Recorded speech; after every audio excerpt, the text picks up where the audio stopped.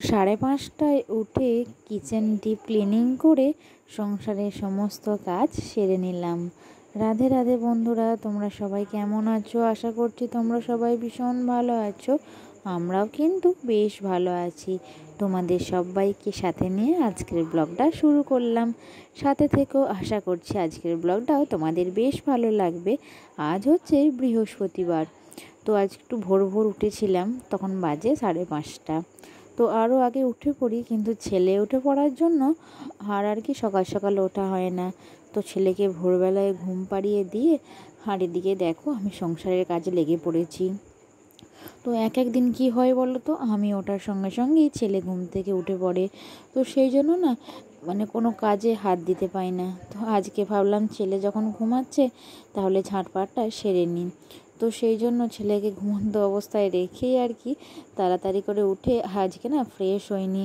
আজকে ভাবলাম যে প্রথমে ঝাঁটপাটটা দিয়ে নিই, তারপর ফ্রেশ হব। কেননা যদি ফ্রেশ হতে যায় না তাহলে ছেলে আবার উঠে পড়বে। তো সেই জন্য কিছুটা কাজ ছেলে ওঠার আগেই ভোর ভোর সেরে নেওয়ার চেষ্টা করলাম। তো তোমরা তো সবাই জানো যে সামনেই পুজো আসছে, তো বাড়িঘর তো বাগাতেই হবে। তো 2 দিন আগে ঠাকুর ঘরটা বাগিয়েছি, তো আজকে ভাবলাম রান্নাঘরটা বাগাবো। আর কি বলো তো, এই বছরে একটা সময় আর কি দুর্গাপুজোর আগেই বেশিরভাগ ঘর দুয়ারগুলো বাগানো হয়। তো সেই জন্য না একটু কাজের চাপই থাকে। তো তারপর ছোট ছেলে নিয়ে এমনিই কাজ করতে অনেক দেরি হয়ে যায়।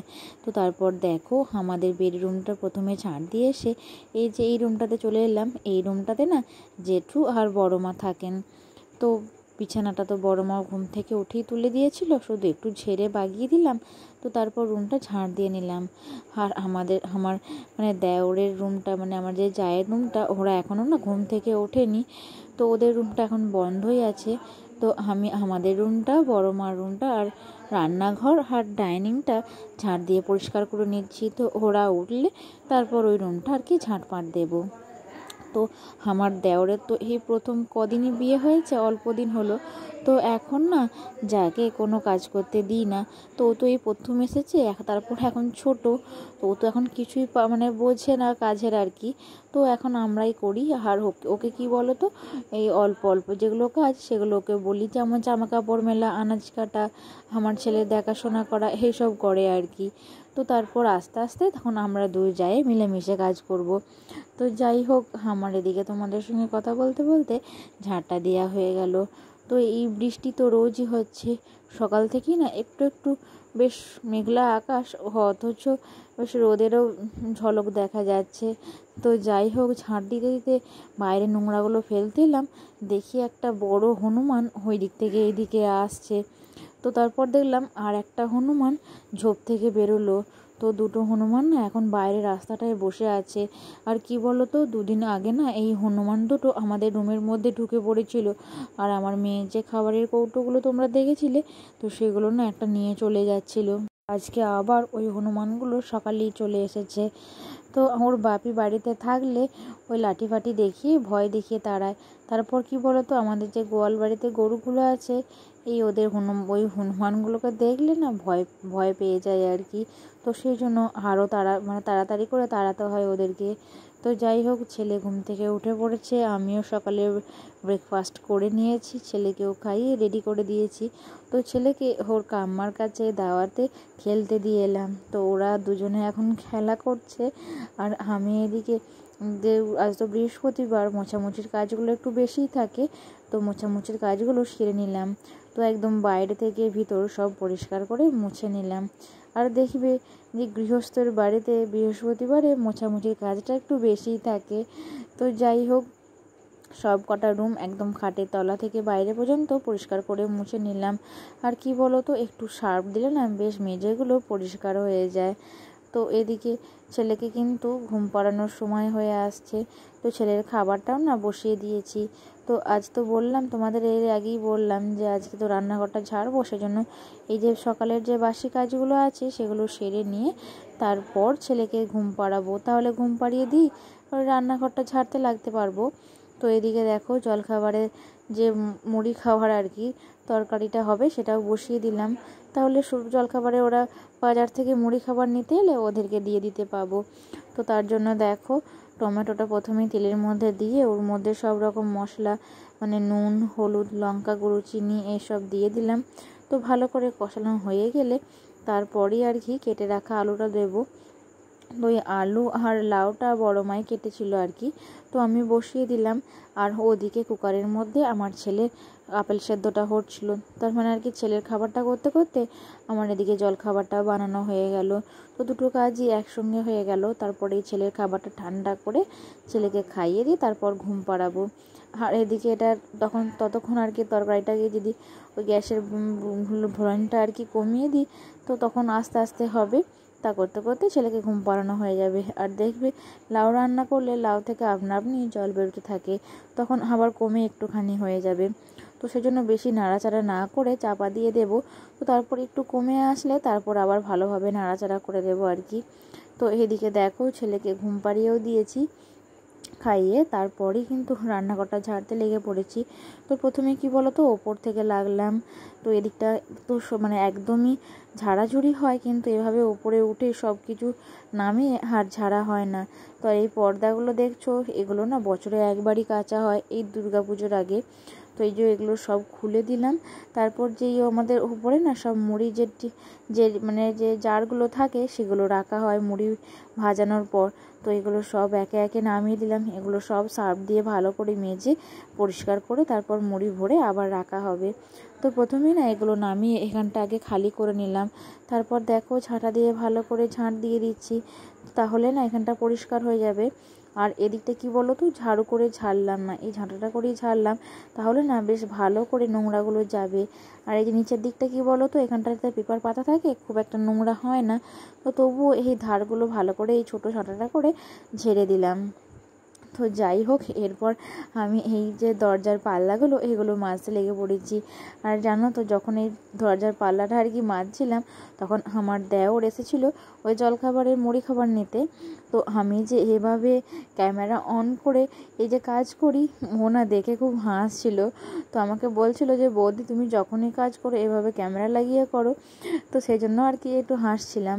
তো যাই হোক, দরজাগুলো কি বলো তো, একটু সার্ফ দিয়ে মেজে দিলে না খুব ভালো ছাড়ে। তো এই দরজাগুলো কিন্তু আমি প্রায় দিনই, মানে দরজা আর জানলার যে পাল্লাগুলো না প্রায় দিনই মেজে দিই। তো প্রত্যেকবার তো আর সার্ফ দিয়ে মাজা হয় না। তো এই একবারই আর কি এই সার্ফ দিয়ে মেজে পরিষ্কার করে টিপে টিপে একটু মুছে দিলে না বেশ চকচক করে।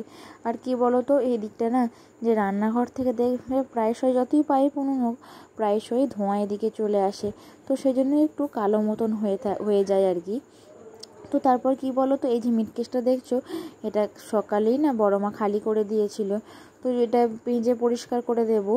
আর আমাদের তো এই রান্নাঘরের এই মিটকেসের মধ্যেই আর কি সব রকম কৌটোগুলো থাকে।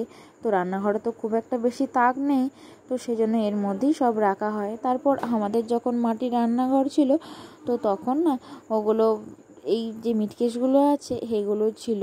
তো সেগুলো তো আর ফেলে দেওয়ার বা নষ্ট করার জিনিস নয়। তো সেই জন্য আর কি এগুলোকে এখানে নিয়ে চলে আসা হয়েছে। তো তারপর দেখো ভালো করে ভিতরটা খুলে মুছে দেব। তো এইগুলো না লক্ষণের গণ্ডি দিয়ে আছে পিঁপড়ের জন্য। তো এগুলো সার্ফ দিয়ে ভালো করে মেজে দিচ্ছি, তো বড় মা আবার নতুন করে সাজিয়ে রাখবে। তো আমার কিন্তু এগুলো এত বাগানোর সময় নেই। তোমরা তো সবাই জানো যে আমার একটা 1 বছরের ছেলে আছে, আর ছেলে তো এত ছটফটে দুরন্ত, ওকে সামলাতেই একটা লোক লেগে যায়। আর বলো সব সময় কি আর ওর কাকিমার কাছে ভালো লাগে? একবার এই ঝাড়া মোছা করতে করতে চলে যাচ্ছি ছেলেকে নিতে। তো তারপরেই এসে আর কি আবার কাজে লেগে পড়ছি। তো এদিকে দেখো ভেতরটা ভালো করে মুছে দিয়ে দরজার উল্টো পিঠগুলো মেজে নিচ্ছি। আর এদিকে মাজামুজির কাজটা হয়ে গেলে তখন আর কি সুবিধা হবে, ছেলেকে আবার স্নান করাতে হবে, খাওয়াতে হবে। তো ওদিকে না তাড়াতাড়ি ছিল বলে মাও লেগে পড়েছে আমার সাথে। তো মা কি করছে বলো তো, রান্নাঘরের যে জানলার যে পাল্লাগুলো ছিল ওগুলো মাজছিল। তো ভিতরে ঢুকিয়ে মাজতে হয়, যেহেতু আমাদের বক্স জানলা। আর এই জানলার যে সাদা সাদা অংশগুলো দেখছো, এগুলো না বেশি কালো হয়ে যায়। তো সেই জন্য আর কি এগুলো একটু ঘষে ঘষে মাজতে হয়। তো আমি এদিকে ওদিকের পাল্লাটা মেজে এসে আর এদিকের পাল্লাটা মাজতে লেগে পড়েছি। তো তারপর কি বলো তো, এই রান্নাঘরটা না জল দিয়ে ধুয়ে দেবো। আবার তো বড় মা রান্না করে আবার তেতে রান্না রাখবে। তো সেই জন্য আর কি তাড়াতাড়ি করে সব সেরে মুছে দিলাম। তো আজ তো বৃহস্পতিবার ছিল, আলপনাটা আমি দিয়ে দিলাম, আর বৃহস্পতিবারে আলপনাটা আমি দিই আর কি। তো তারপর স্নান টান করে আজকে একটু দেরি হয়ে গেল, যেহেতু ওখানে বাগাতে লেগেছিলাম, মোছামুছি করতে করতে অনেকটাই দেরি হয়ে গেল। তো তারপর আমি এই যে আলপনাটা দিয়ে দিচ্ছি, তারপরই আর কি পূজাটা করবে বড় মা। তো সেই জন্যই আর কি তাড়াতাড়ি করে আলপনাটা দিয়ে দিলাম। তো বড় মা কী বলো তো, ওই যে পূজা করে রান্না বসায় তো সেই জন্য খুব তাড়াতাড়ি থাকে, তো সেই জন্য আলপনাটা আমিই দিয়ে দিই। তারপর আজকে তো 12টার পর থেকে খুব বৃষ্টি নেমে গিয়েছিল, ছাদেও সব মেলা ছিল। আমি আর আমার যা মিলে, তো দুজনে মিলে আর কি সব ছাদ থেকে তুলে এনে নিয়ে চলে এসেছিলাম। তো এরপর কি বলো তো, স্নান করার যে জামা কাপড়গুলো ছিল সেগুলো সব দোতলায় মিলতে হলো, তো সেগুলো না আর একদমই ছাদে মেলা গেল না। তারপর যে এক নাগাড়ে বৃষ্টি আরম্ভ হলো, আর কমলো না। তো এদিকে ওই যে আমাদের যে মেন গেটটা আছে ওখানে আলপনা দিয়ে চলে এসেছিলাম। তারপর ডাইনিংয়ে এই যে প্রত্যেক রুমের সামনে সামনে খুব সুন্দর করে আলপনা দিয়ে দিলাম। তো তারপরেই আমি আমার ঠাকুর প্রণাম সেরে নিলাম। তো আজ তো বৃহস্পতিবার, লক্ষ্মী পুজো। তো অন্যবার কী বলো তো, সময় পেলে লক্ষ্মী পাঁচালি পড়ি, তো কিন্তু আমার ছেলের জন্য এখন আর সেটা হচ্ছে না, মানে সময়ই করে উঠতে পারছি না। তো খুব তাড়াতাড়ির মধ্যে তো আর লক্ষ্মী পাঁচালি পড়া সম্ভব নয়। তো সেই জন্য ভাবছি ছেলে একটু বড় হলে তবে লক্ষ্মী পাঁচালিটা আবার পড়তে আরম্ভ করব। তো দেখো খুব সুন্দর করে পদ্ম ফুল দিয়ে লক্ষ্মীর ঘর সাজানো ছিল। তো এদিকে আমরা তিনজনে দুপুরবেলার ভাতও খেতে বসে পড়েছিলাম।